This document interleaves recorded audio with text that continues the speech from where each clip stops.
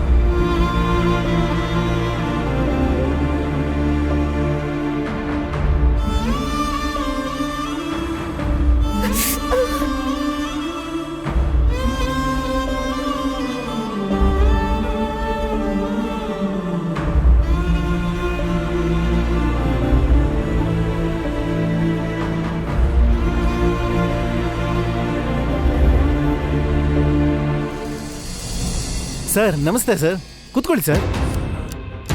ತಾವೇ ಬಂದ್ಬಿಟ್ಟಿದ್ದೀರಾ? ಯಾರಿಗೋಸ್ಕರ? ಯಾವಾಗ್ಲೂ ಅಸಿಸ್ಟೆಂಟ್ಸೇ ಕಳ್ಸೋ ನೀವೇ ಬಂದ್ಬಿಟ್ಟಿದ್ದೀರಲ್ಲ. ಭುವಿಗೆ ಬೇಲ್ ಕೊಡ್ಸೋಣ ಅಂತ ಬಂದೆ. ಆ ಹುಡುಗಿಗೆ ನೀವು ಬೇಲ್ ಕೊಡ್ತಿದ್ದೀರಾ? ನಾನಲ್ಲ, ಗಗನ್ ಅವರು. ಗಗನ್ ಅಂದ್ರೆ? ಶಾರದಾಂಬ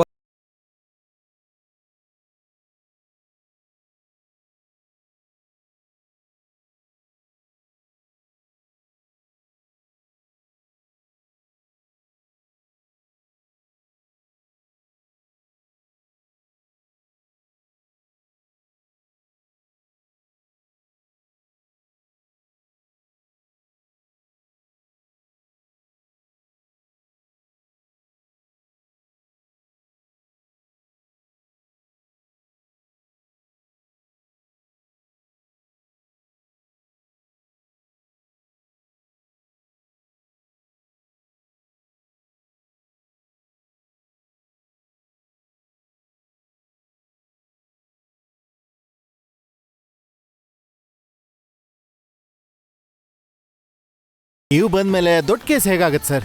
ಏನೋ ಚಿಕ್ಕ ಆಕ್ಸಿಡೆಂಟ್ ಕೇಸ್.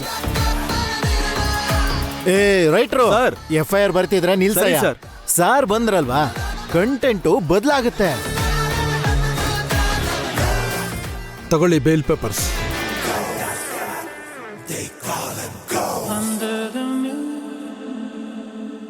ಏಯ್ sir, coffee ತಗೋಬಾ.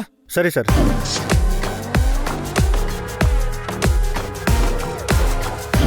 Five minutes sir, formalities ಎಲ್ಲ ಪೂರ್ತಿ ಮಾಡ್ತೀನಿ. ಅಲ್ಲಿ ತನಕ ಕಾಫಿ ಕುಡೀರಿ. Sir, coffee. ಸರ್ ತಗೊಳ್ಳಿ ಸರ್, ತಗೊಳ್ಳಿ.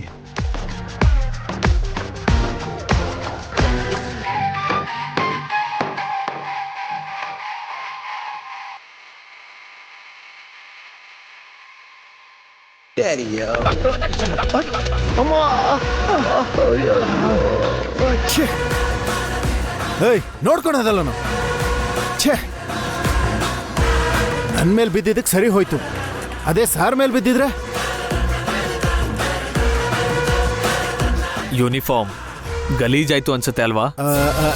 ಪರವಾಗಿಲ್ಲ ಸರ್, ಶರ್ಟ್ ಚೇಂಜ್ ಮಾಡ್ಕೊಂಡ್ಬರ್ತೀನಿ.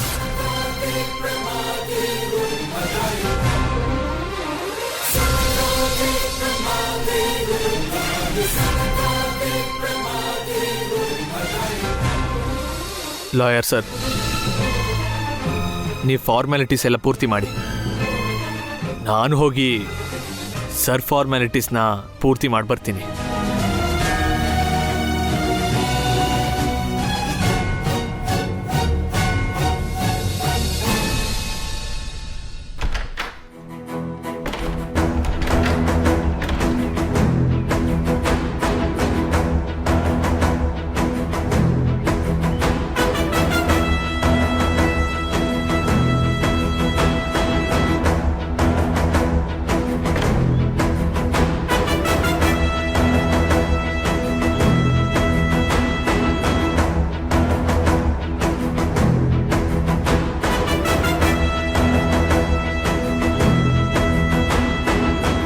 ಸ್ಟೇಷನಲ್ಲಿ ಒಂದು ಹೆಣ್ಮಗು ಇದ್ದಾಳೆ, ಒಬ್ಬರು ಲೇಡಿ ಕಾನ್ಸ್ಟೇಬಲ್ ಕೂಡ ಇಲ್ಲ.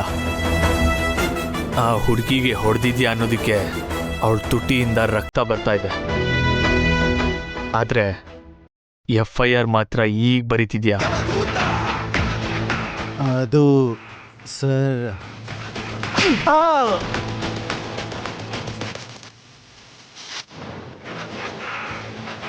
ಯಾಕೆ ಅವಳ ಮೇಲೆ ನಿಂಗೆ ಅಷ್ಟು ಕೋಪ? ಯಾರಿಗೋಸ್ಕರ ಹೀಗೆ ಮಾಡಿದೆ?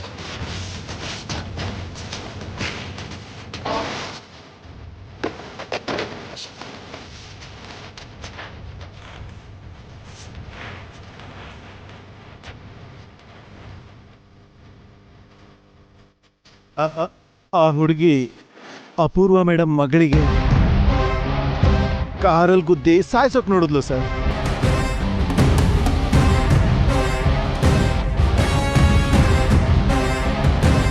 ಅಪೂರ್ವ ಮೇಡಮ್, ಅರ್ಥ ಆಯ್ತು. ನೀನು ಯಾಕೆ ಮಾಡಿದೆ, ಯಾರಿಗೋಸ್ಕರ ಮಾಡಿದೆ ಅಂತ. ಸರ್, ನೀವು ಡ್ಯೂಟಿ ಮೇಲಿರೋ ಆಫೀಸರ್ ಮೇಲೆ ಕೈ ಮಾಡಿದ್ದೀರಾ ಸರ್. ನಿನ್ನ ಯೂನಿಫಾರ್ಮ್ ಅಂದರೆ ಗೌರವ ಇರೋದಕ್ಕೆ ನಿನ್ನ ಕೈಯಿಂದನೇ ಯೂನಿಫಾರ್ಮ್ ತೆಗೆಸಿ ಮತ್ತೆ ಹೊಡೆದೆ. ಏಯ್, ಯೂನಿಫಾರ್ಮಲ್ಲಿ ಇದ್ರೇನೆ ನಿನಗೆ ಮರ್ಯಾದೆ. ಆ ಯೂನಿಫಾರ್ಮ್ ನಿನ್ನ ಮೈ ಮೇಲೆ ಇಲ್ಲ ಅಂದರೆ ನಿನ್ನ ಪರಿಸ್ಥಿತಿ ಇದು. ನೋಡು, ನಾನು ಯಾವಾಗಲೂ ಒಂದು ಮೀಟರ್ ಮೇಂಟೈನ್ ಮಾಡ್ತೀನಿ. ಆ ಮೀಟರ್ನ ದಾಟಿದ್ರೆ ಮ್ಯಾಟರ್ ಬೇರೆನೇ ಆಗುತ್ತೆ.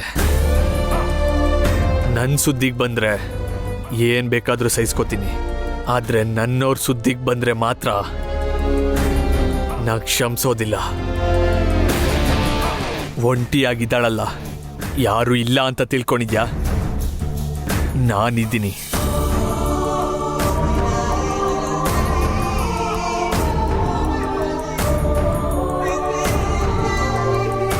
ಇನ್ನೊಂದ್ಸಲ ಹುಡುಗಿ ವಿಷಯದಲ್ಲಿ ಈ ಥರ ಎಲ್ಲ ಮಾಡಿದ್ರೆ ಇನ್ನೊಂದ್ಸಲಿ ಸ್ಟೇಷನಿಗೆ ಬರಲ್ಲ, ನಿಮ್ಮ ಮನೆಗೆ ಬರ್ತೀನಿ.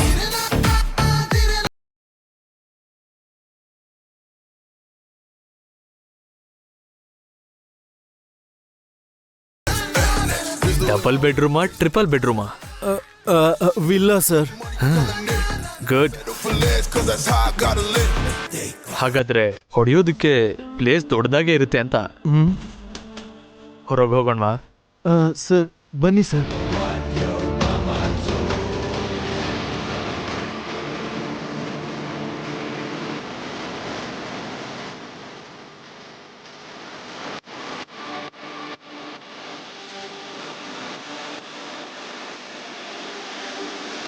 ನೀನು ಸ್ವಲ್ಪ ನಗ್ತಾ ಇರು. ಇದನ್ನೇ ಮೇಂಟೈನ್ ಮಾಡು.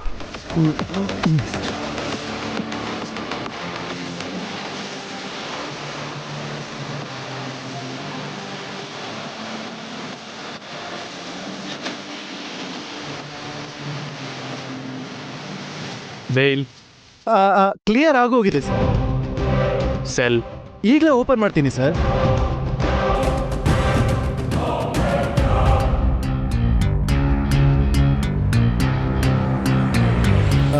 ಬನ್ನಿ ಮೇಡಮ್, ಬನ್ನಿ.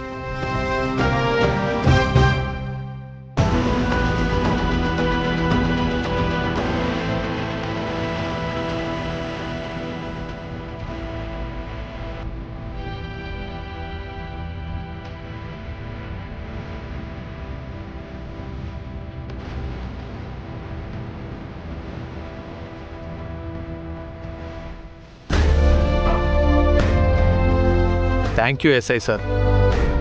Thanks for your cooperation. ಸಾಧ್ಯ ಆದರೆ ಮುಂದಿನ ಸಲ ನಿಮ್ಮ ವಿಲ್ಲಾದಲ್ಲಿ ಸಿಗೋಣ.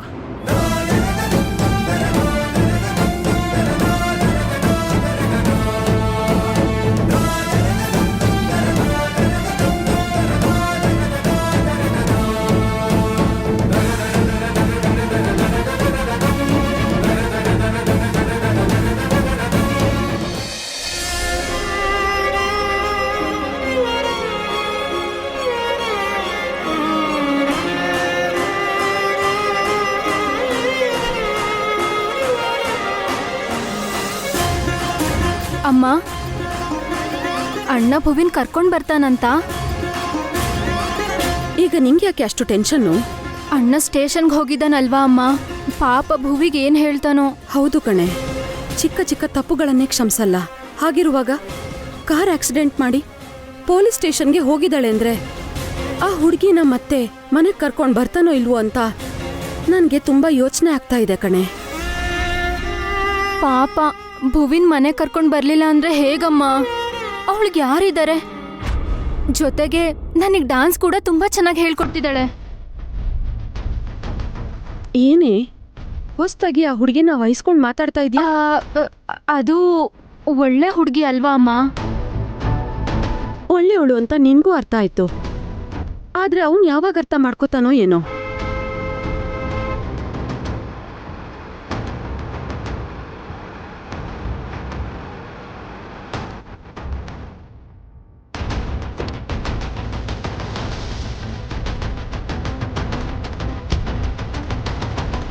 ಅಮ್ಮ ಭುವಿ, ಈ ಗಾಯ ಏನಮ್ಮ? ಅಮ್ಮ, ಪ್ರಶ್ನೆ ಆಮೇಲೆ. ಯಾವಾಗ ತಿಂದಿದ್ದೋ ಏನೋ, ಮೊದಲು ಊಟ ಬಡಿಸು. ಅಮ್ಮ ಭುವಿ, ಬಾ.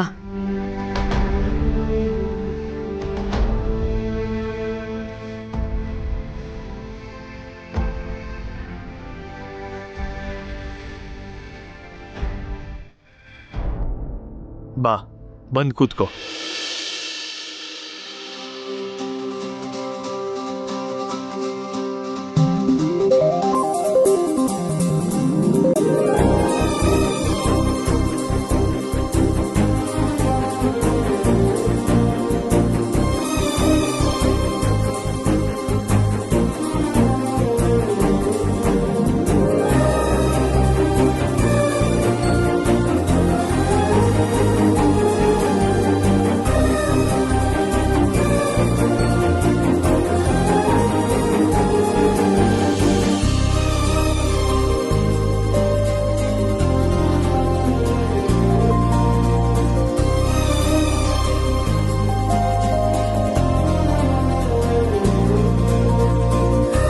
ತಿನ್ನು.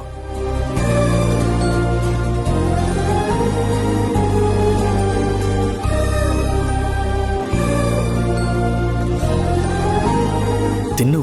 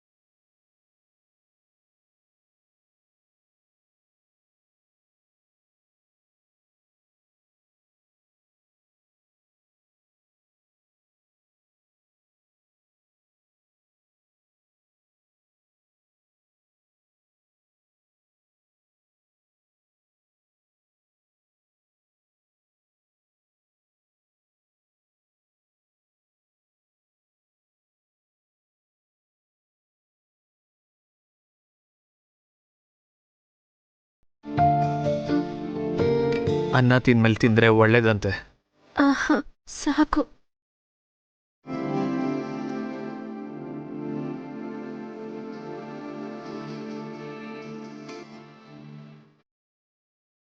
ಭುವಿಗೆ ಖಂಡಿತ ಕ್ಲಾಸ್ ಇದೆ.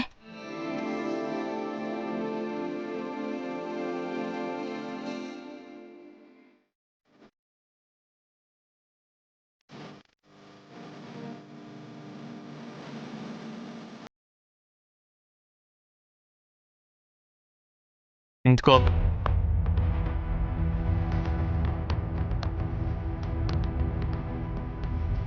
ಬಂದು ಕೂತ್ಕೋ. ತಿಂದಾಯ್ತು ಅಲ್ವಾ, ಹೋಗಿ ಮಲ್ಕೊಳ್ಳಿ ಬಿಡು. ಕೂತ್ಕೋ.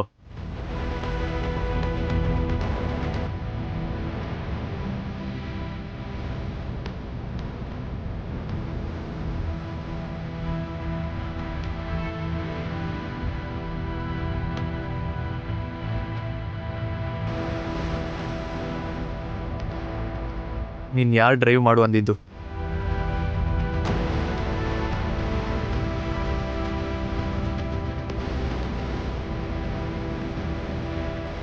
ನಿನ್ನ ಹತ್ರ ಡ್ರೈವಿಂಗ್ ಲೈಸೆನ್ಸ್ ಇದೆಯಾ?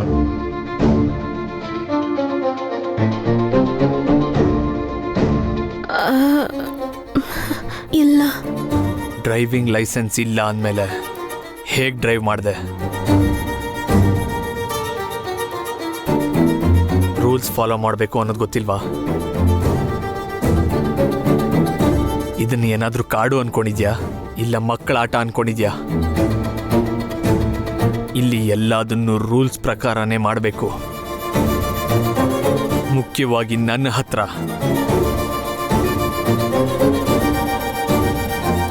ಅಷ್ಟಕ್ಕೂ ಲೈಸೆನ್ಸ್ ಇಲ್ದೇನೆ ನಿನ್ನ ಡ್ರೈವಿಂಗ್ ಸೀಟಲ್ಲಿ ಕೂರು ಅಂದಿದ್ಯಾರು?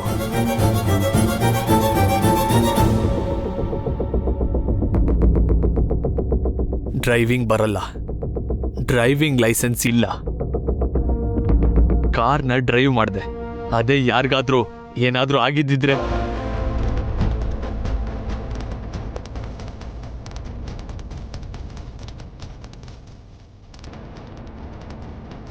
ರೂಲ್ಸ್ನ ಫಾಲೋ ಮಾಡಿಲ್ಲ ಅಂದ್ರೆ ನನ್ನ ಸ್ವಂತ ತಂಗಿನೂ ಕ್ಷಮಿಸಲ್ಲ ನಾನು.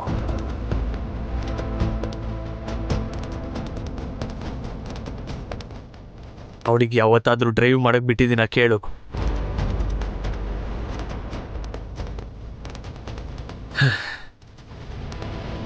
ನಾನು ರೂಲ್ಸ್ ಫಾಲೋ ಮಾಡ್ತೀನಿ. ನನ್ನ ಜೊತೆಗಿರೋರು ಕೂಡ ರೂಲ್ಸ್ನ ಫಾಲೋ ಮಾಡಬೇಕು.